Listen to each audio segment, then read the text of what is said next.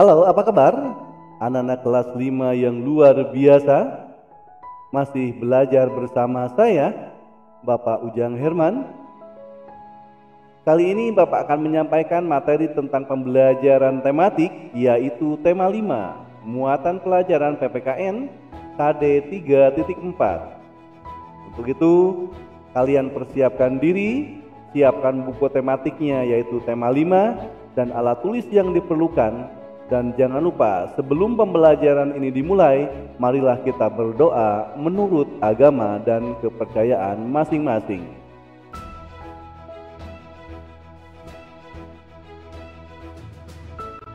Baik, anak-anakku yang terkasih, materi pertama yang akan Bapak sampaikan yaitu materi tentang peristiwa Sumpah Pemuda tahun 1928. Untuk itu kalian boleh mencatat dan mendengarkannya ya, sambil mendengarkan. Sumpah Pemuda merupakan salah satu peristiwa penting dalam sejarah nasional Indonesia. Peristiwa ini makin menyadarkan masyarakat Indonesia yang kala itu berada di bawah penjajahan Belanda terhadap pentingnya persatuan dan kesatuan untuk melawan penjajah. Kesadaran akan pentingnya persatuan dan kesatuan bangsa mendorong para pemuda dari berbagai suku bangsa yang ada di Indonesia untuk mengambil tindakan patriotisme. Kongres Pemuda yang diadakan pada tanggal 27 dan 28 Oktober tahun 1928 melahirkan peristiwa Sumpah Pemuda. Peristiwa ini menginspirasi seluruh lapisan masyarakat Indonesia terhadap pentingnya persatuan dan kesatuan. Pada saat itu, para pemuda yang berbeda suku, adat, dan bahasa bertekad untuk bersatu dan membacakan sebuah sumpah. Sumpah ini merupakan janji pemuda mewakili masyarakat Indonesia untuk bersatu membentuk sebuah negara merdeka yang bebas dari penjajahan. Nah, ini adalah isi sumpah dari Sumpah Pemuda. Yang pertama, kami putra-putri Indonesia mengaku bertumpah darah yang satu, tanah air Indonesia. Kemudian yang kedua, kami putra dan putri Indonesia mengaku berbangsa yang satu, bangsa Indonesia. Dan yang ketiga, kami putra dan putri Indonesia menjunjung bahasa persatuan, bahasa Indonesia. Nah, itu isi Sumpah Pemuda yang telah diikrarkan pada tahun 1928. Kalian harus dihafalkan dan dimaknai maknanya, ya. Selain mengucapkan ikrar, pada saat itulah pertama kalinya lagu Indonesia Raya diperdengarkan. Lagu yang diciptakan oleh W.G. Rudolf Supratman atau kita kenal W.R. Supratman meningkatkan semangat persatuan dan kesatuan bangsa di kalangan para pemuda untuk segera membentuk sebuah negara yang merdeka dan berdaulat. Setelah merdeka, lagu Indonesia Raya menjadi lagu kebangsaan Indonesia. Nah, di sini kita akan lanjutkan bagaimana usaha mempertahankan negara kesatuan Republik Indonesia atau negara kesatuan NKRI, ya. Nah, di situ ada foto atau gambar yang sebelah kiri yaitu Dr. Wahidin Sudirohusodo dan sebelah kanan adalah Dr. Sutomo.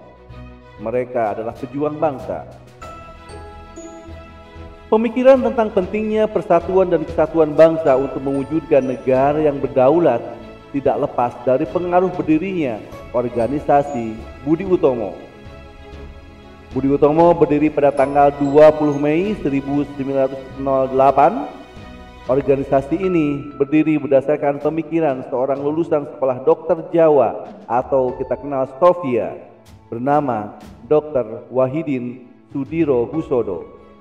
Dr. Wahidin Sudirohusodo ingin mengubah cara berjuang rakyat Indonesia dari perjuangan fisik kepada cara perjuangan melalui pendidikan.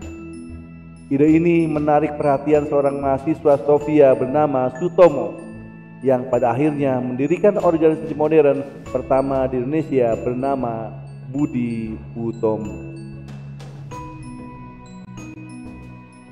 Perjuangan Dr. Wahidin Sudirohusodo dan Dr. Sutomo adalah berusaha membangkitkan kesadaran masyarakat Indonesia kala itu terhadap pentingnya persatuan dan kesatuan bangsa tanpa mempermasalahkan perbedaan agama dan suku. Keberadaan Budi Utomo telah menumbuhkan semangat dan menandai terjadinya kebangkitan bangsa secara nasional. Sementara kebangkitan pemuda Indonesia ditandai dengan peristiwa Sumpah Pemuda pada tanggal 28 Oktober 1948. Pada kenyataannya, semangat persatuan dan kesatuan selalu mendapatkan tantangan. Tantangan ini berupa perlawanan dari bangsa asing maupun tantangan dari warga negara Indonesia yang tidak menginginkan persatuan bangsa. Untuk melawan kekuatan asing, muncullah perlawanan masyarakat di segala penjuru Indonesia yang melahirkan tokoh-tokoh yang gagah berani. Misal Jenderal Sudirman dan Bung Tomo merupakan dua dari sekian banyak tokoh nasional yang terkenal berani melawan kekuatan asing yang mengancam kesatuan negara Indonesia. Kedua tokoh tersebut berjuang sekuat tenaga untuk mempertahankan kemerdekaan Indonesia yang telah diproklamasikan pada tanggal 17 Agustus 1945.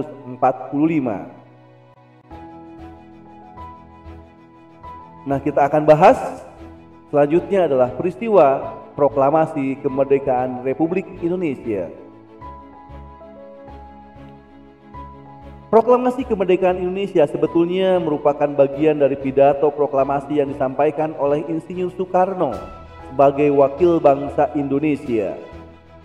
Proklamasi tersebut dibacakan pada tanggal 17 Agustus tahun 1945 pukul 10 waktu Indonesia bagian Barat, bertempat di Jalan Pegangsaan Timur nomor 56 Jakarta.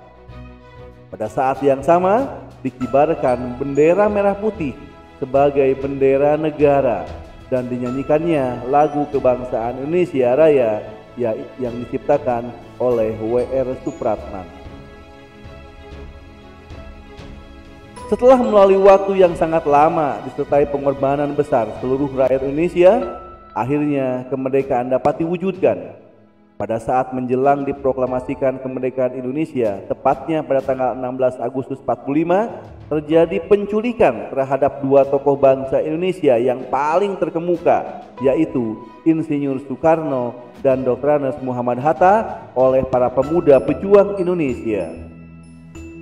Mereka dibawa dari Jakarta ke Rengas Dengklok, Karawang, Jawa Barat.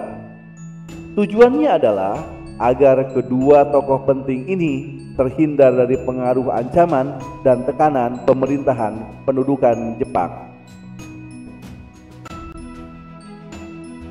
Keesokan harinya, kedua tokoh dikembalikan lagi ke Jakarta dan diamankan di rumah Laksamana Muda Tadashi Maeda, tentara Jepang yang bersimpati terhadap pejuang rakyat Indonesia untuk merdeka.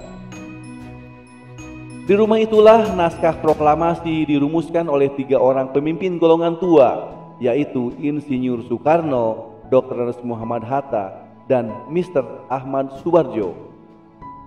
Dari golongan muda ada Soekarni, B.M. Dia, dan Mbah Diro. Setelah selesai ditulis, naskah proklamasi diketik oleh Sayuti Melik. Kemudian Insinyur Soekarno dan Dr. Muhammad Hatta menandatangani atas nama bangsa Indonesia. Sejak saat itu, bangsa Indonesia hidup merdeka dalam bingkai negara kesatuan Republik Indonesia. Melalui proklamasi tersebut, bangsa Indonesia mengumumkan kepada seluruh dunia bahwa bangsa Indonesia telah bebas dari penjajahan. Adapun isi proklamasinya adalah sebagai berikut. Proklamasi. Kami, bangsa Indonesia, dengan ini menyatakan kemerdekaan Indonesia. Hal-hal yang mengenai pemindahan kekuasaan dan lain-lain diselenggarakan dengan cara seksama dan dalam tempo yang sesingkat-singkatnya. Jakarta, 17 Agustus tahun 1945, atas nama bangsa Indonesia, Soekarno Hatta. Nah, itulah isi dari proklamasi yang dibacakan oleh Insinyur Soekarno pada tanggal 17 Agustus tahun 1945.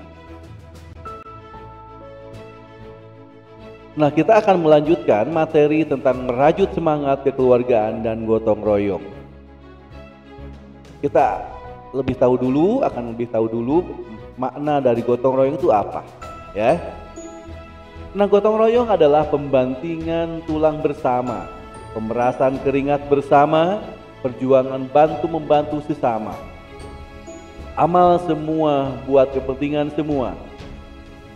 Keringat semua buat kebahagiaan semua.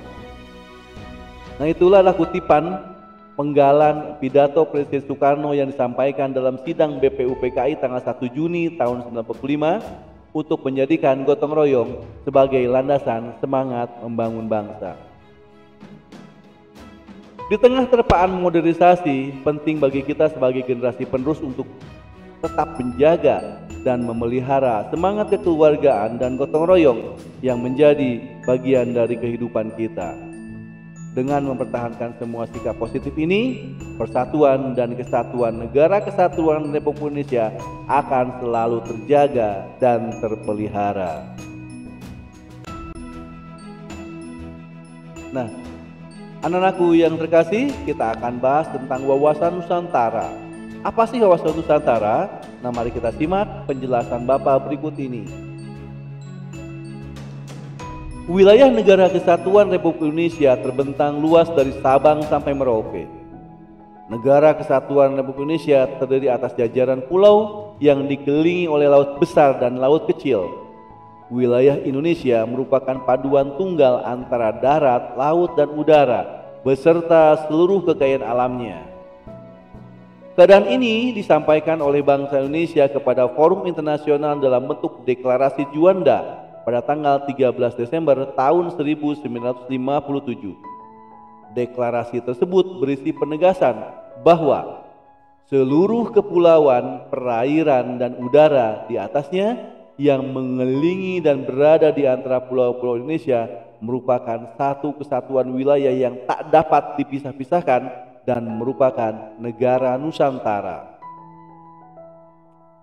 Pemahaman tentang keberadaan Nusantara beserta dengan segala isinya dianggap penting oleh negara untuk menjaga kesatuan bangsa. Oleh karenanya, ketetapan MPR tahun 1993 dan tahun 1998 tentang garis-garis besar haluan negara atau kita kenal dengan GBHN mengenalkan konsep cara pandang nasional yang dikenal dengan wawasan Nusantara. Wawasan Nusantara atau Wasantra merupakan wawasan nasional yang bersumber pada Pancasila dan berdasarkan Undang-Undang Dasar 1945. Nah, pengertiannya adalah wawasan Nusantara adalah cara pandang dan sikap bangsa Indonesia mengenai diri dan lingkungannya dengan mengutamakan persatuan dan kesatuan bangsa serta kesatuan wilayah dalam menjalankan kehidupan masyarakat berbangsa dan bernegara untuk mencapai tujuan nasional. Wawasan Nusantara ini dapat menumbuhkan dan mempererat rasa kesatuan, persatuan, dan senasib petanggungan kepada seluruh rakyat Indonesia. Dalam pelaksanaannya, wawasan Nusantara ini mengutamakan kesatuan wilayah dan menghargai kebeneka atau keragaman untuk mencapai tujuan nasional. Nah, ini adalah bahasa Indonesia, bahasa persatuan. Seperti yang tercantum dalam Sumpah Pemuda yang telah dibacakan sebelumnya, bahwa salah satu tekad yang diwujudkan dalam Sumpah Pemuda oleh para pemuda pada tanggal 28 Oktober 1928 adalah tekad untuk menjunjung tinggi bahasa Indonesia sebagai bahasa persatuan. Sejak dulu para pemimpin bangsa sudah menganggap penting peran bahasa sebagai alat persatuan. Bahasa merupakan salah satu alat komunikasi yang sangat penting. Kegiatan komunikasi merupakan kegiatan menyampaikan pesan dari penyampai pesan kepada penerima pesan. Saat ini teknologi alat komunikasi berkembang sangat pesat. Pesan yang disampaikan melalui media komunikasi dapat disampaikan dengan cepat dan mudah. Kemudahan ini terkadang membuat pesan yang disampaikan berbeda dengan yang diinginkan. Komunikasi yang tidak efektif dapat menimbulkan salah pengertian yang pada ujungnya akan mengakibatkan terancamnya persatuan dan kesatuan dalam masyarakat. Baik, anak-anakku yang terkasih, demikianlah pembelajaran kita hari ini. Semoga dapat bermanfaat buat kalian. Mohon maaf apabila kekurangan. Terima kasih dan selamat belajar.